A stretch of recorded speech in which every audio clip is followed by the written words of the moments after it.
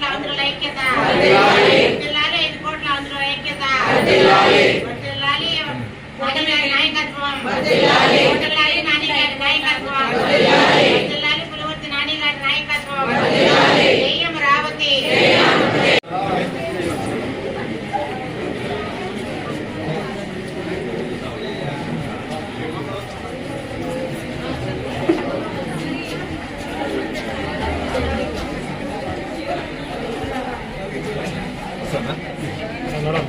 నడవాలి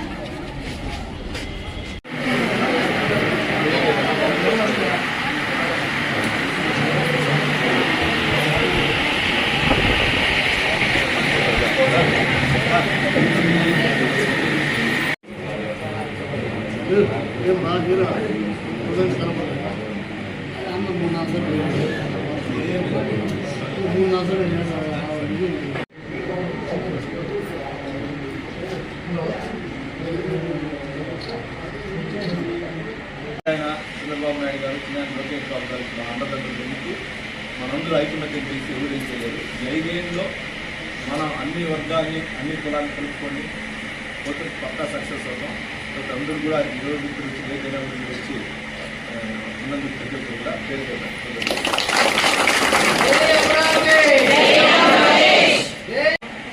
ఆదరణ. అదేవిధంగా మీరు ఈ 5 సంవత్సరాలు చేసిన బ్యాకప్ అంత ఎక్కువ కాదు. ఈరోజు 2020 నుంచి ఎప్పుడైతే రాజధాని మార్చాలన్న రోజు నుంచి తుళ్ళూరులో మీరు శిబిరం పెట్టి జగన్మోహన్ రెడ్డిని ఇంకా ధర పోరాడిన విషయం అందరూ తెలుసు.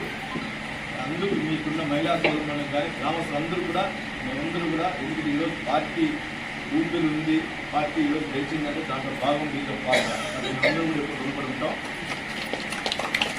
ఏదైతే మీరు ఈరోజు అన్నారు నాని గారు ఇదని ఏం లేదన్నా, మీ వల్ల ఆ రోజు అక్కడ రాజధాని అనేది ఉంటే మీరు విలువైన స్థలాలు ఇచ్చినా కూడా ఆ రాజధాని కట్టలేకపోయినాం.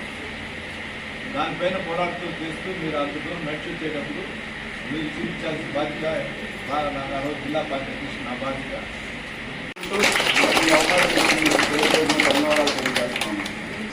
ఇందాక నుంచి మిమ్మల్ని ఎందుకు వెయిట్ చేయిస్తున్నానని మీ అందరికి అర్థం కాలేదు.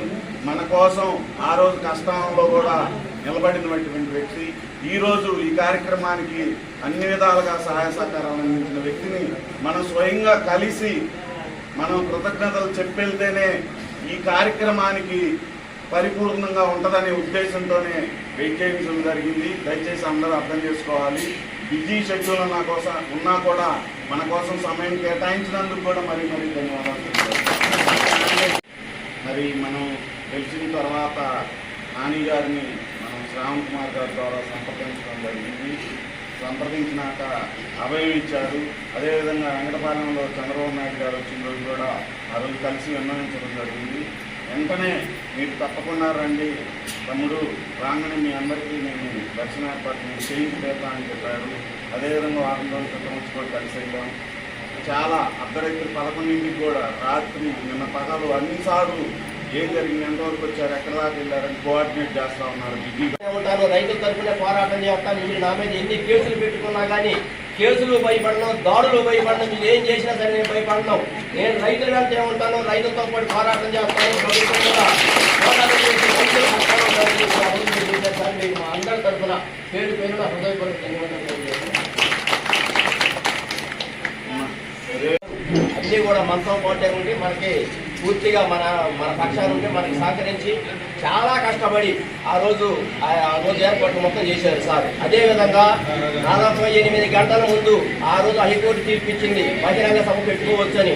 48 గంటల్లో సార్ పులివర్తి నాని గారు అక్కడే సభా ప్రాంగణంలో ఉండి నైట్ కూడా అక్కడే కొనుక్కొని ఎటువంటి ఇబ్బందులు లేకుండా మరి బ్రహ్మాండంగా సభ జరగడానికి చక్కగా ఏర్పాట్లు చేశారు. బహిరంగ సభ కూడా పూర్తి కష్టం చాలా ఉంది. అదేవిధంగా సార్ మీ మీద జరిగినటువంటి దాడిని మా మీద జరిగినట్టుగానే భావించాం. మా రైతులు మహిళలందరూ కూడా భగవాన్ని ప్రార్థించాం. ప్రతి ఒక్కరు కూడా కన్నీరు కట్టారు మీ మీద ఆ రోజు జరిగినటువంటి దాడి. అదేవిధంగా పులివర్తి నాని గారంటే మా అందరి హృదయాల్లో మా అందరి గుండెల్లో మీకు చెరగని ముద్రగా ఉంటుంది సార్. ఎందుకంటే మీరు ఆ రోజు అటువంటి పరిస్థితుల్లో పాదయాత్రలో మరి ప్రభుత్వం నుంచి మీకు ఎన్ని ఒత్తిళ్లు ఉన్నాయి